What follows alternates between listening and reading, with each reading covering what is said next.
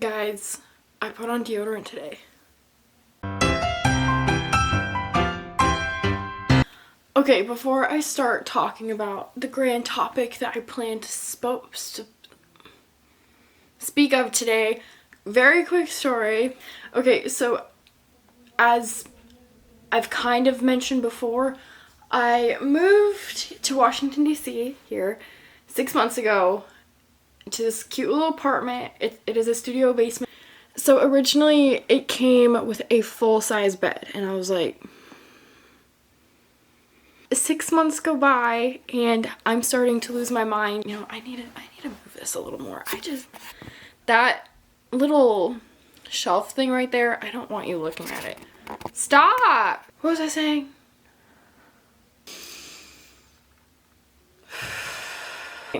So I dealt with sleeping in this full-size bed, which is not a king, it's not a queen. Thank heavens it's not a twin, but it is a full. And I was like, okay, maybe it won't be that bad. It's that bad. And so I messaged my landlady. By the way, this is a basement of a house. Isn't just some like random studio apartment in an apartment complex. This is the basement of a house. And so I worked up the courage to be like, hey, would you at all be interested, or like, okay, if we just like switch those beds? And at first she didn't respond to my text, and I was like, she's angry. Then the next day I saw her in person because I was babysitting her grandson, and she was like, oh yeah, I'll just buy you one. And I was like, you'll buy a queen size bed? Really? She's like, yeah, of course. I really don't like my hair. I need to put it up. And so she got us the bed. She's like, yeah, you can just like pay off like half of the bed by, oh gosh, babysitting. And I was like, yay! So moral of the story, unless you ask, the answer is always going to be no. So, okay, bigger moral of the story. Like, there were so many mornings that I woke up, I literally would pray. And I would like go on a walk in hopes that someone had left like a queen size mattress just like outside their house. I would literally pray to God and be like, I can't stand this full size bed anymore. I need a queen size bed. And so God answered that prayer. So 1, ask. 2, God answers prayers. Okay, that's my prequel of today's video. I'm so calm. I really do not like the length of my hair. I'm still in the process of growing it out from a pixie cut from 2 years ago now. Oh my gosh. I either want it short or long. This medium phase, it ain't it. Okay, so the other day I was driving home. I went to Philadelphia, by the way, with my parents. That was fun. Maybe I will just leave it down. It's not done drying anyway. Gosh, what was I saying again?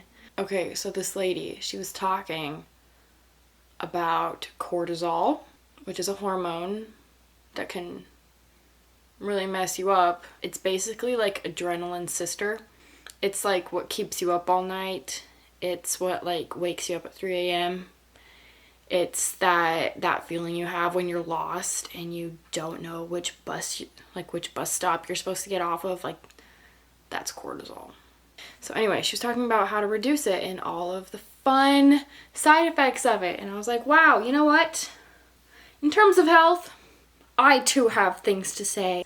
Basically, I feel like there is so much information out there. Like, there are so many good tips. Like, take cold showers. Eat protein within the first hour that you wake up. Don't drink too much caffeine. Eat a cup of blueberries every day. Like, there's so much like good advice out there that sometimes it just feels like a lot and it's impossible to do everything. It feels like you have to do everything or nothing. And so I thought of this little list that kind of helps you just like simplify your healthy lifestyle mindset that you are trying to adopt. These are all things that like I know I should implement more. And so I thought if they can help me, maybe they can help you. This is my list. Number 1, Stop trying to make your food perfect. Appreciate what nutrients you have added to your meal. Okay, if you are someone that follows a whole bunch of health gurus on Instagram or Pinterest, and you see people like make these salads or this like perfect healthy meal with all these little ingredients, and then you try to do the same, and because like you missed one little thing, like for example for me, like I'll make myself a smoothie in the morning, and then because I forgot to add say like flaxseed or chia seed or I don't know, a certain type of protein powder or something, then I will instantly shame myself and I won't give the smoothie credit for all the things it does have. And I thought of this the other day when I went to a juice shop and I noticed like the ingredients on all of these drinks were just really simple. And I was like, shoot, you're right. You don't need to add every single good thing to every single like meal you're trying to eat, Another example is like I'll make myself a salad and it's beautiful and I know it's gonna make me feel so good, and then I start eating it and halfway through I'm like, oh, I forgot the avocado, and then I'm like, oh, my salad sucks, I'm a failure. And I'm like, why do we do that? Like, we see these meals, we see these ideas, and we attempt it, and because it's not perfect, then we don't accept it as good. Like, I used to buy all these different cookbooks, and I wouldn't allow myself to experiment with them unless I had every single ingredient for every single meal. My in-laws got me this one for Christmas last year. The complete plant-based cookbook. Cool! Do you see all of these ingredients? Like, rather than looking in my fridge and going, okay, what do I have right now that I can use to make a healthy, yummy, nutritious, satisfying meal, I would go, crap, I don't have everything that like this person says I need to have. Like, I don't have roasted chickpeas, I don't have hemp hearts, I don't have nutritional yeast, nor do I even know what that is. And so I would be like, ugh, why even try? And so basically, moral of tip number 1, just give yourself credit for what you have. Give yourself credit for what you know. Be open to new ideas. Like, I don't delete Instagram purely because I know there are so many good recipes out there that I can learn from, and they're free. Like, Instagram has taught me so much more than any cookbook. No offense to Plant-Based Test Kitchen or anyone that has bought me a cookbook. I'm so grateful for those. Those have also taught me a lot. But like, the internet is so cool, and just like, use what you have, be open to buying new things without totally knowing how you're going to use them, and just like appreciate what you make without having to have it, without it having to be absolutely picture perfect. Okay, that's tip number 1. What's tip number 2? Celebrate the imperfect workouts and or any type of exercise. Okay, this one I definitely was inspired to add purely because of @DocHydeCook on Instagram. She's also on YouTube. I don't know if she has very many videos on YouTube. She is a doctor. I don't remember what kind of doctor she is. I think like, what's a chiropractor that's not a chiropractor? Physical therapist. She might be that. I don't remember. She teaches ladies that you don't have to have the perfect body. What am I trying to say? She teaches ladies that it's more important to find joy in exercise and working out rather than using a workout as like a punishment to try to fit into your jeans or to try to shrink your body. Like, she really encourages people to just find joy in exercise. So does Cassie Ho. I will leave both of their Instagrams or links or whatever down below, because I would not have this suggestion if it weren't for them. For example, last year I worked at Walmart. It was awful. While I worked at Walmart, I was constantly walking all over the store. I got so many steps in. And rather than acknowledging those steps and going, hey, you know, I actually am getting some form of exercise in, I was constantly shaming myself for not taking time to like go work out. Now, I'm not saying that I shouldn't have had the desire to go to the gym and like pump some iron or whatever. So basically, what I'm trying to say, if you only have like 15 minutes a day to work out and that's all you do like 15 minutes of stretching or Pilates, or you do push-ups for 15 minutes straight. I know no one does that unless you're, I don't know, Andrew Tate in prison or something. If you don't have time to do a perfect workout, or if like your workout doesn't go exactly as planned, don't shame yourself for it, please. Like, you see all over the internet, people go and they like have their perfect leg day, their perfect arm day, their perfect 10-mile run, and if you don't get it done perfectly, then you might, I often feel like this, you might, what am I saying? Just like celebrate what exercise you can do. If you're genuinely making an effort, if you genuinely have a goal and you're working towards that goal, perfectly or imperfectly, give yourself credit and celebrate your body for what it is doing, for what it can do. Like, I used to be able to do the splits. I cannot do the splits anymore. But I can still walk. I can still run. I can still do about a half of a push-up, maybe. I think I can do a push-up, and it like takes all of me. But like, celebrate for your body for what it can do, and just because you can't push it to a certain limit doesn't mean you should stop yourself from pushing it at all. Anyway, I hope that helps. Next tip. Okay, number 3, don't count calories, count water bottles. I have never counted calories in my life. I did have the Weight Watchers app for a minute.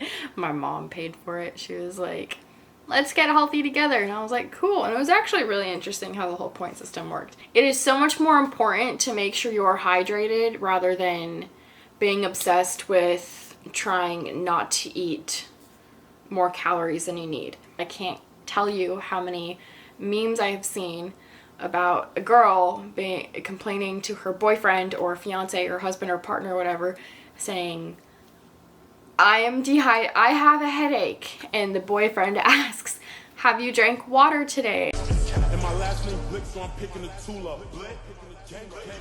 My stepper gon' brush him if I press the button, too drippy to scuffle. The Blick in the duffel, it came with a muzzle, so why would I tussle?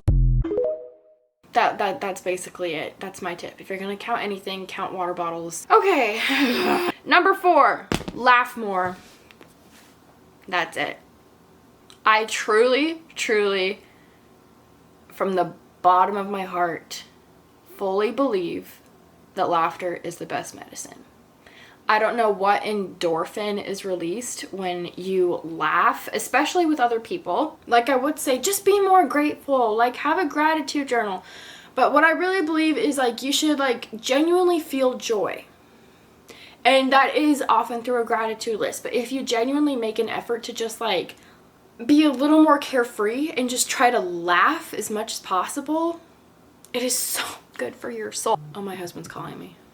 Do you want to say hi to the vlog? He says hi. Okay, I love you too. Bye. He'll be home in an hour. Okay, anyway, what was I saying? Yeah, I don't scientifically totally understand why laughter is just, it's good for you, but it is. I'm telling you, the days that have been like mentally and emotionally the most difficult, it wasn't vegetables and water that got me out of the rut. It was comedy. Nutrition by Abby. Laugh more. Incorporate laughter into your daily diet. Okay, and number 5, give yourself grace during your afternoon dip. So I've explained the ultradian rhythm 1,000 times before, but I'm going to explain it again. So you have your circadian rhythm. It's basically when your body recognizes that it's nighttime and it's time to go to sleep, and then it recognizes that it's morning time and it's time to wake up. Everyone has heard of a circadian rhythm. An ultradian rhythm is basically what makes you sleepy in the afternoon. How it works is you wake up and you're kind of groggy for a little bit and you're trying to wake up. And then you have your morning peak and you feel good for a little while, and then you eat lunch and then you get sleepy and you have your afternoon dip, and then you get home from work and you are feeling a little more energetic, you eat dinner, you spend time with your family or whatever, and you have this evening peak. This isn't social, this is science. If you ever just feel guilty for being like, gosh, why can't I like be more energetic at work when during the hours of 2 to 5, your body is not meant to be at 100% energy all day. Like, this is how it works. I know that because I have the Rise app that I accidentally spent way too much money on. Okay, let me show you. Oh, I'm right in the middle of my evening peak. See, so like this is when I woke up. I actually woke up at 8 and then I went back to sleep. And I feel bad about it. So, you have your morning grogginess. Is it focusing? And then you have your morning peak, and this was quite a bit of a peak because I went on a long walk. And then you start to dip, and this is when you get sleepy during the afternoon. And then it goes up again. And then you have your, what they call a melatonin window. And that's when you go to sleep. I personally often find myself during my afternoon dip just shaming myself, and I'm sure that if I stopped shaming myself, I would have more energy. Just be kind to yourself. Like, if you don't feel as social, if you don't feel as high energy, if you don't feel like doing a million push-ups, like, that's fine. It's fine. You don't need to shame yourself for it. Sorry, you ever just get the feeling that you're gonna get, like, kidnapped? Wait, was that number 5? I think it was. Yeah, okay, those are my 5 tips. To review, number 1, stop trying to make your food perfect. Number 2, stop trying to make your workouts perfect. Just appreciate what you have and what you did. Number 3, don't count calories, count your water bottles. Number 4, laugh more. Spread laughter. Number 5, give yourself grace during your afternoon dip. So I hope all of these were helpful. Everything takes time. Good things require baby steps, not leaps. An occasional leap, I guess, I'm sure. At the end of the day, you just need to be grateful for what you were able to accomplish and give yourself credit for that. And anyway, I kind of feel and sound a little ridiculous. Ridiculous. Okay, I'm gonna go now. So, happy Thursday. I'm pretty sure a new episode of The Kardashians just came out and I'm so excited. Bye!